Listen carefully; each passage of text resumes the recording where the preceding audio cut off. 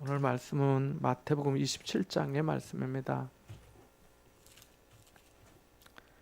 마태복음 27장 46절 말씀만 보겠습니다.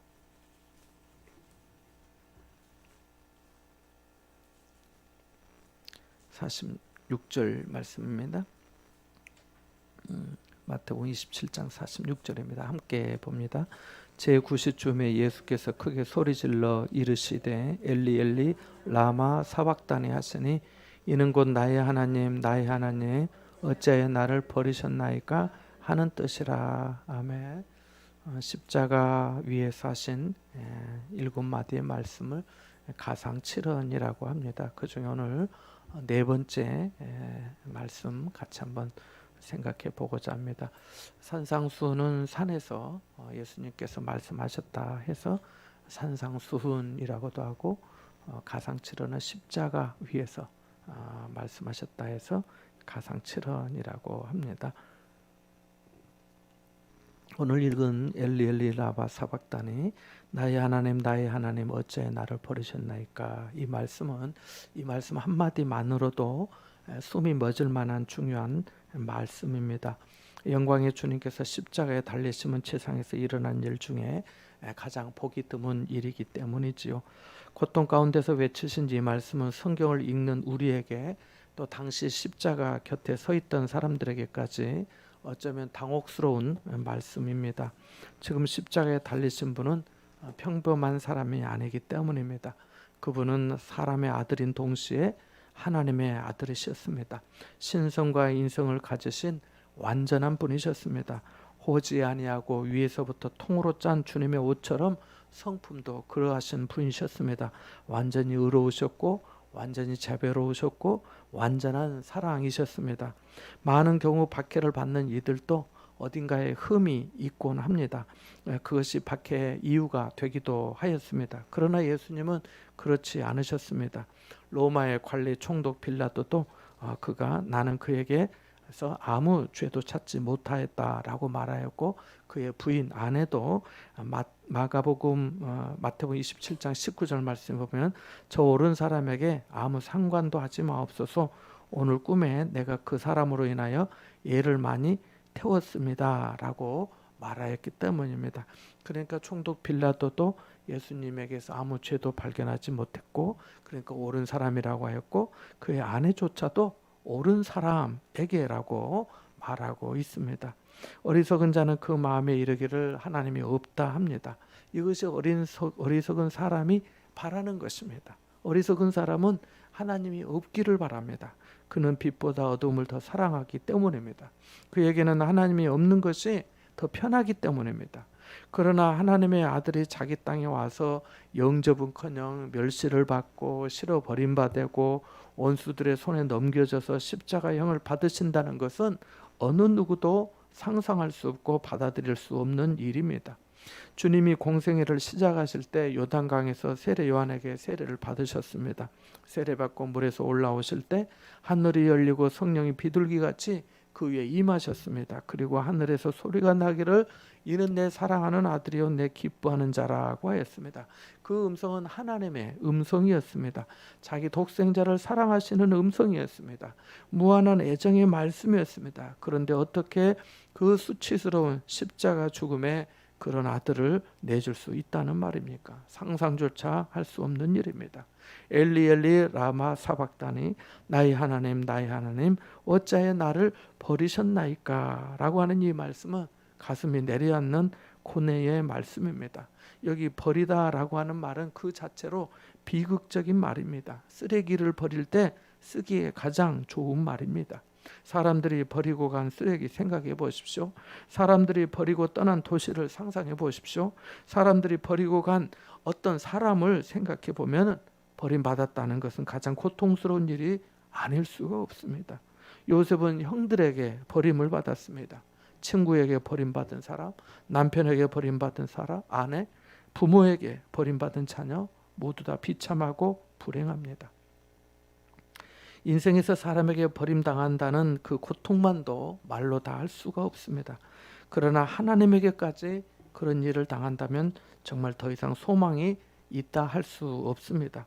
그래서 시인은 시편 42편 1절에 보면은 하나님이여 시냇물이 찾기에 사슴이 시냇물을 찾기에 갈급함 같이 내 영혼이 주를 찾기에 갈급하니이다 라고 하였고, 또 시편 27편 9절에 보면은 주의 얼굴을 내게서 숨기지 마시고 주의 종을 노하여 버리지 마소서. 주는 나의 도움이 되셨나이다. 나의 구원의 하나님이여 나를 버리지 마시고 떠나지 마소서라고 간구하였습니다. 그러니까 모든 시대의 성도들은 항상 하나님 앞에 나를 버리지 말아달라고, 하나님 날 버리지 말아주십시오 하나님 하면서 그렇게 간구하고 기도하였습니다. 찬송가 인내하신 구세주여 찬송가 후렴에 보면 주여 주여 내가 비오니 죄인오라 하실 때 날 부르소서라고 후렴에 나옵니다.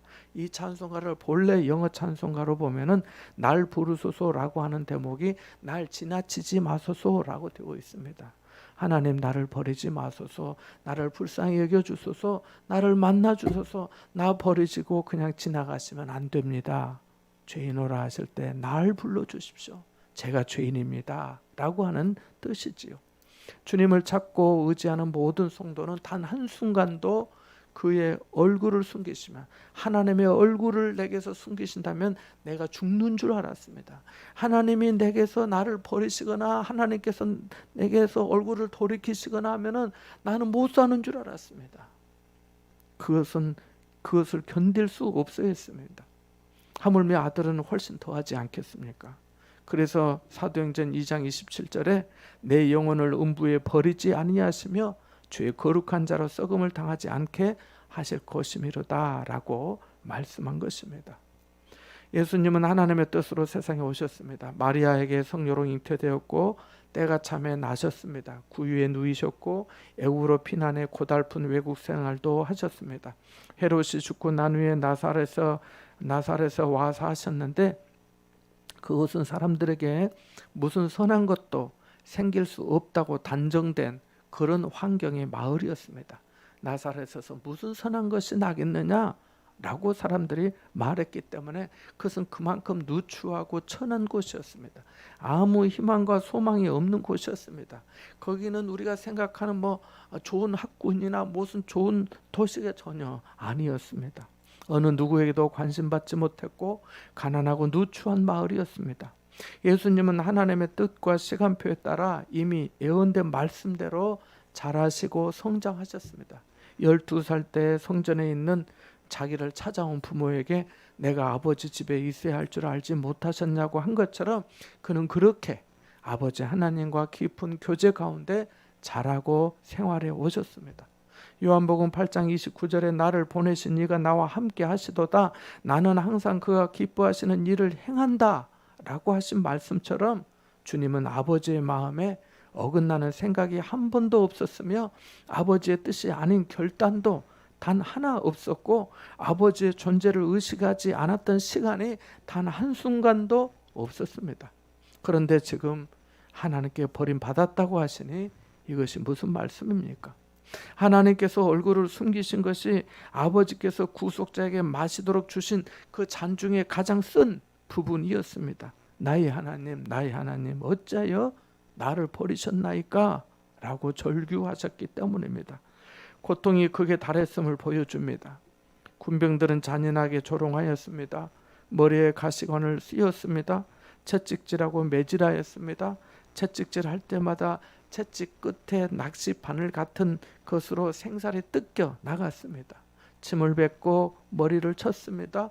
옷을 벗겨 수치스럽게 하였습니다. 그러나 이런 모든 것을 도살장에 끌려가는 양처럼 주님은 묵묵히 당하셨습니다. 오늘 우리가 어느 누가 이런 것을 당할 수 있겠습니까? 사람이 맨정신으로 이렇게 할 수 없는데 주님은 그 모든 것을 무력한 모습으로 당하셨습니다. 나귀를 타고 예루살렘 성에 입성하실 때는 사람들의 환호가 있었지만 지금은 사람들의 구경거리와 조롱거리가 되었습니다.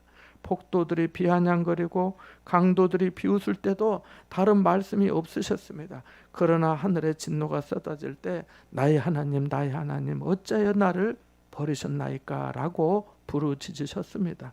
아무리 굳은 마음이었다고 해도 이 말씀은 무너져 내리는 외침입니다.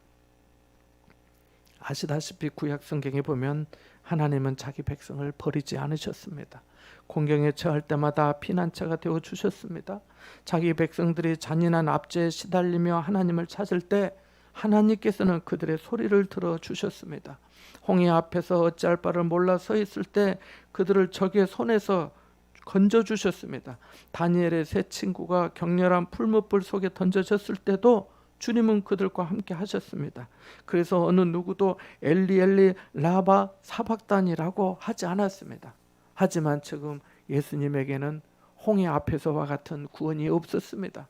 느부갓네살의 풀무불보다 더 격렬히 타오르는 십자가의 불이 있었지만 아무도 위로해 주지 않았습니다. 하늘에 위로도 없었습니다. 하나님께 버림받은 겁니다. 주님의 이 외침은 이해하기 어렵습니다. 그 심연과 고통의 깊이에서 터져나온 것이기 때문입니다. 주님이 처음에 아버지 저희를 사하소서 자기들이 하는 것을 알지 못함이다 라고 하는 말씀은 우리가 이해할 수 있습니다. 왜냐하면 자비로운 주님의 마음에 잘 부합하기 때문입니다. 또 뉘우치는 강도에게 진실로 내게 이르노니 오늘 네가 나와 함께 낙원에 있으리라는 말씀도 납득할 수 있습니다. 죄인을 향한 그분의 은혜와 잘 부합하기 때문입니다. 모친 마리아에게 여자여 보소서 아들이니이다. 그리고 사랑하는 요한에게 보라 네 어머니라 하신 말씀도 충분히 받아들일 수 있습니다. 그러나 본문의 말씀은 놀랍고 혼란스럽습니다. 다윗은 일찍이 시편 37편 25절에 보면 내가 어려서부터 늙기까지 의인이 버림을 당하거나 그 자손이 걸씨감을 보지 못하였다라고 하였습니다. 하지만 우리는 오늘 본문에서 의인 중에 의인이 버림당하는 것을 봅니다. 엘리 엘리 라마 사박다니 나의 하나님 어찌하여 나를 버리셨나이까 라고 합니다. 이 절규로 땅이 흔들리고 온 우주가 두려워했습니다. 이 신비하고 장엄한 말씀을 이해할 수 있는 지성이 얼마나 있겠습니까? 사람 속도 모르는데 어찌 십자가에서 절규하시는 하나님의 마음을, 그 주님의 마음을 누가 알겠습니까? 그저 우리는 경탄하고 주님을 예배할 뿐입니다. 이 말씀은 심장이 멎을 만큼 중요하고 가슴이 내려앉을 정도로 괴로우며 헤아릴 길이 없이 신비하고 비할 바 없이 비통하며 가장 심오하고 장엄한 말씀입니다. 이 말씀은 우리를 향하신 주님의 사랑을 보여주고 확고부동한 하나님의 정의를 드러내 줍니다. 우리가 고린도후서 10장 15절에 모든 생각을 사로잡아 그리스도에게 복종하게 한다라고 하는 말씀처럼 우리 생각을 사로잡아 그리스도께 복종하게 한다면 이 말씀 속에 감추인 보화의 은혜를 이 시간 우리에게 주실 줄 믿습니다. 몇 가지 교훈을 잠깐 생각해 보고자 합니다. 첫째로 이 말씀은 엘리 엘리 라마 사박다니 나의 하나님 어찌하여 나를 버리셨나이까 하는 이 말씀은 죄의 참상과 죄값의 특징을 보여줍니다. 예수님은 한낮에 십자가에 달리셨고 모든 것의 진면목이 갈보리에서 드러났습니다. 악한 사람들과 인생의 죄악된 본성이 적나라하게 공개되었습니다. 하나님을 미워하고 은혜를 배신하며 빛보다는 어둠을 더 사랑하고 생명의 왕을 죽이길 기뻐했던 인간 마음의 타락상이 두렵게 드러났습니다. 하나님을 대적하고 그리스도를 끝없이 미워하며 인간의 마음의 적개심을 불어넣어 주님을 배반하게 하는 사탄의 무시무시한 본질이 발가 벗겨졌습니다. 십자가에서 죄가 어디까지 악할 수 있는지 폭로되었습니다. 죄는 십자가에서 절정에 달해 신을 하나님의 아들을 죽이기까지 했습니다. 인간이 자신을 창조하신 하나님의 아들을 십자가에 못 박았기 때문입니다. 우리는 십자가에서 죄의 극악함을 보는 것만이 아니라 끔찍한 대가도 발견합니다. 죄의 삭은 사망이라고 하셨기 때문입니다. 죄의 삭은 단순히 숨이 멎고 피의 순환이 멈추고 눈을 감는 것만이 아닙니다. 죄의 삭은 영적인 사망입니다. 죄는 모든 생명의 근원이신 하나님으로부터 분리되는 것이기 때문입니다. 에덴 동산의 사건이 그것을 잘 말해줍니다. 아담과 하와는 죄를 짓고 난 후에 에덴 동산에서 추방되었습니다. 하나님의 자유로운 공간과 선물에서 배제되었습니다. 그들의 자식 가인이 동생 아벨을 쳐 죽인 후에 그 가인이 이렇게 하나님께 말합니다. 주께서 오늘 이 지면에서 나를 쫓아내시온즉 내가 주의 낯을 배웁지 못하리니 내가 땅에서 피하며 유리하는 자가 될지라고 말하거든요. 죄의 값은 살았으나 죽은 것과 같은 것입니다. 탕자가 돌아왔을 때 아버지의 말에서 우리는 이것을 명확히 알 수 있습니다. 아버지가 아들이 돌아왔을 때 이렇게 말합니다. 내 아들은 죽었다가 다시 살아났으며 내가 잃었다가 다시 얻었노라 라고 말합니다. 아들이 타국에서 멀쩡히 살면서 그 돈 다 쓰면서 허랑방탕하였지만은 아버지는 뭐라고 말한 거예요? 사실은 죽은 자라는 거예요. 죽은 자와 같았던 거지요. 그래서 내 아들은 죽었다가 다시 살아났으며 내가 잃었다가 다시 얻었노라 라고 한 것입니다. 십자가 위에서 주님은 자기 백성들이 마땅히 받아야 할 대가를 치르고 계셨습니다. 죄가 없으신 분이 죄인들을 위해 그 고통을 당하셨습니다. 그 고통 때문에 하나님과 분리됨을 겪으셨고 나의 하나님 어찌하여 나를 버리셨나이까 라고 절규하신 것입니다. 끝내 회개하지 않는 사람들에게도 같은 일이 일어날 것입니다. 주님께 돌아오지 않는 사람들에게도 같은 운명이 정해져 있습니다. 그들은 둘째 사망에 처해질 것이기 때문입니다.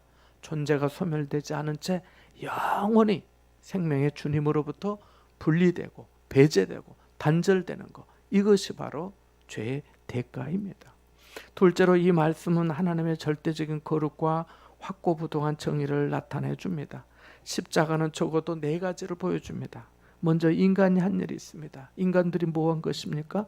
인간이 사악한 손으로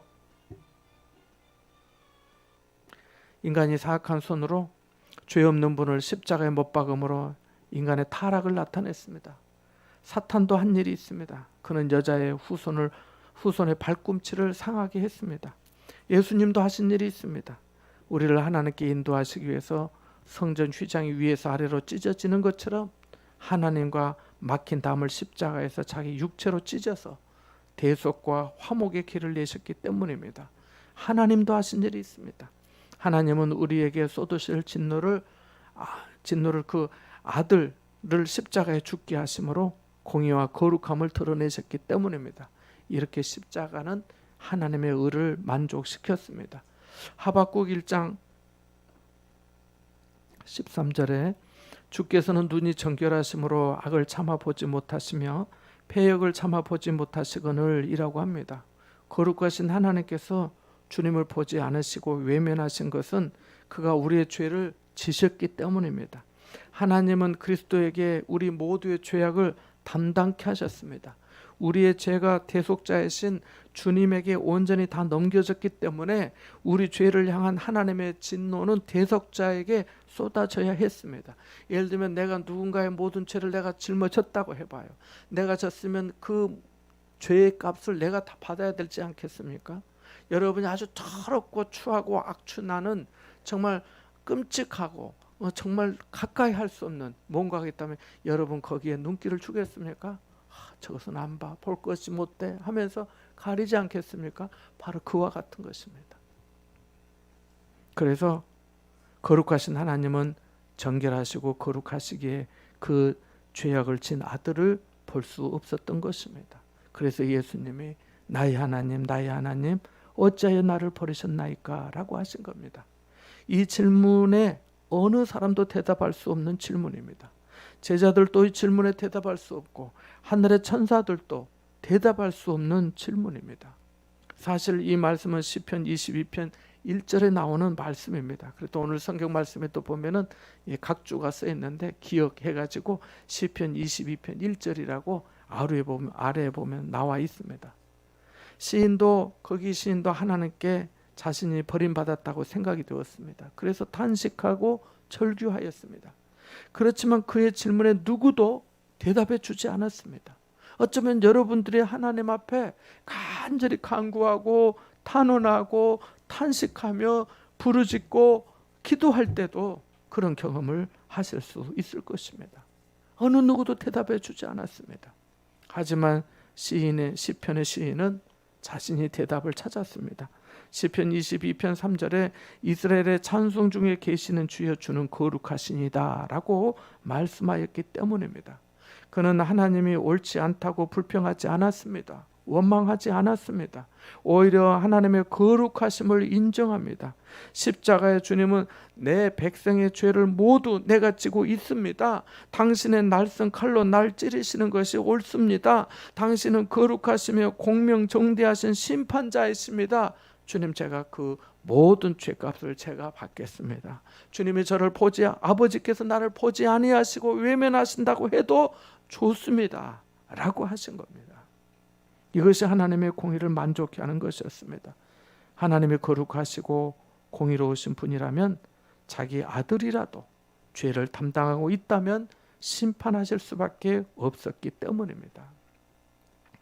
셋째로 이 말씀은 하나님 아버지에 대한 확고한 신실성을 보여줍니다. 요한복음 8장 29절에 예수님은 나를 보내신 이가 나와 함께 하시도다 나를 혼자 두지 아니하셨느니라고 하셨습니다. 그런데 왜 지금은 나의 하나님 어찌하여 나를 버리셨나이까 라고 외치셨을까요? 정말 하나님의 자신을 버리셨다고 생각하신 것일까요? 예수님에게 있어서 의지할 분은 하나님 한 분밖에 없습니다. 여러분 같으면 누구를 의지하겠습니까? 제자들도 사람들도 세상에서는 어느 누구도 의지할 수가 없습니다. 나를 보내시고 나를 사랑하시고 이는 내 사랑하는 자야 내 기뻐하는 자라고 인정하고 불러주고 함께해주고 하는 아버지밖에 없었습니다. 아버지의 약속 외에는 의지가 없었습니다. 그래서 이 절규는 불신의 절규가 아니라 오히려 하나님 아버지에 대한 확고한 신실함입니다. 나의 하나님이라고 말씀하고 있잖아요. 무한하시고 영원하신 능력의 하나님, 이 순간 내게서 너무 멀리 가지 마옵소서. 나의 하나님께 내가 기대합니다. 내게는 하나님밖에 없습니다 라고 하는 그런 고백인 것입니다. 이것을 우리는 시편 22편 4절에서 1절 사이에서도 확인하게 됩니다.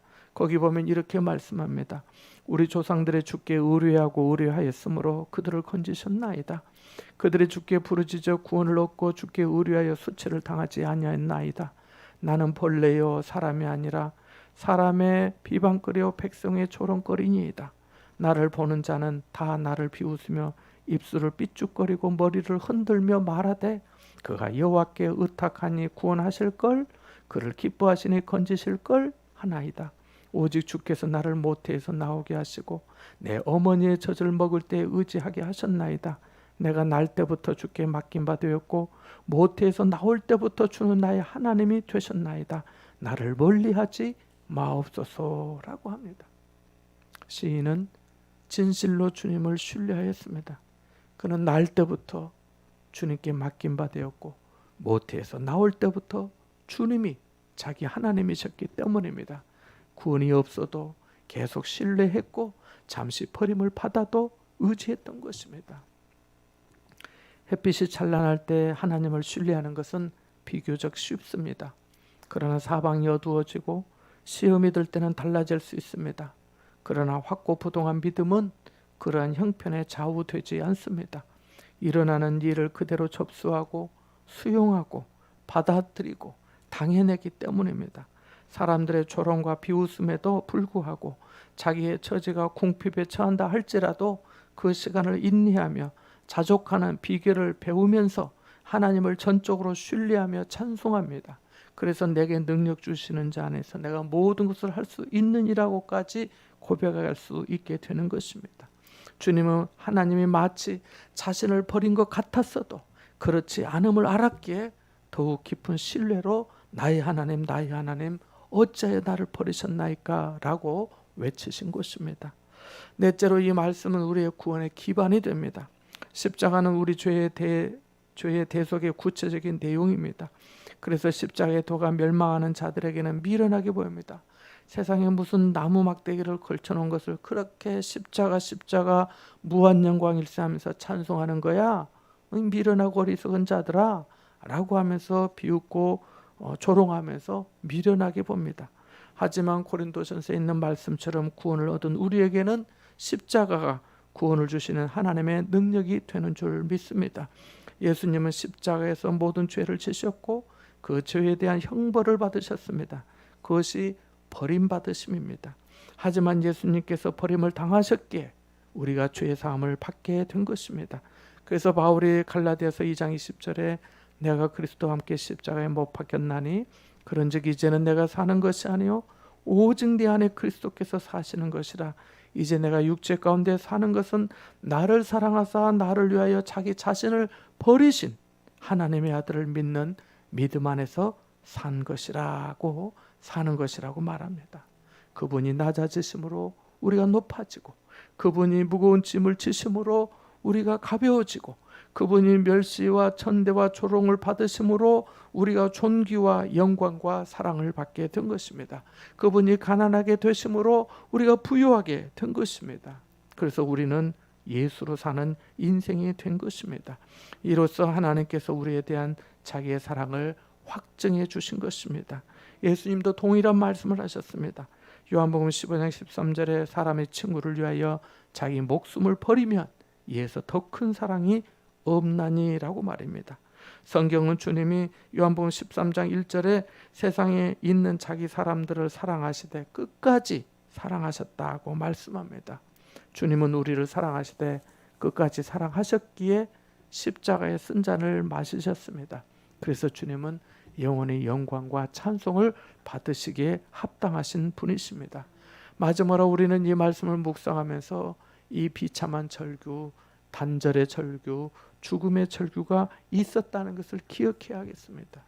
우리에게는 이러한 고백이나 경험이 없어야겠습니다.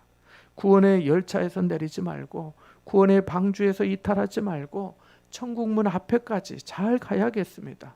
아들도 죄를 대신하여 졌을 때 하나님이 아들이라도 버리시고 심판하셨습니다. 그것만이 하나님의 공의를 이루시고 우리를 죄에서 구원하실 수 있었기 때문입니다. 우리가 이러한 은혜를 받고도 만일 예수 그리스도를 구주로 받아들이지 않는다면 우리는 하나님으로부터 영원히 단절될 것입니다. 데살로니가 후서 1장 9절에 이런 자들은 주의 얼굴과 그의 힘의 영광을 떠나 영원한 멸망의 형벌을 받으리로다 라고 하였습니다. 여러분, 언제나 확고부동한 신실함으로 예수의 십자가 곁에 서시기 바랍니다. 내가 어느 정도 거리에 있는지, 그 곁에 누가 있는지 성령께서 각자에게 알게 해주시리라 믿습니다. 내일은 성금요 예배로 모이겠습니다.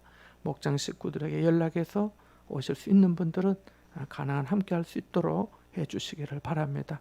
우리 같이 한번 기도하는 시간을 갖고자 합니다.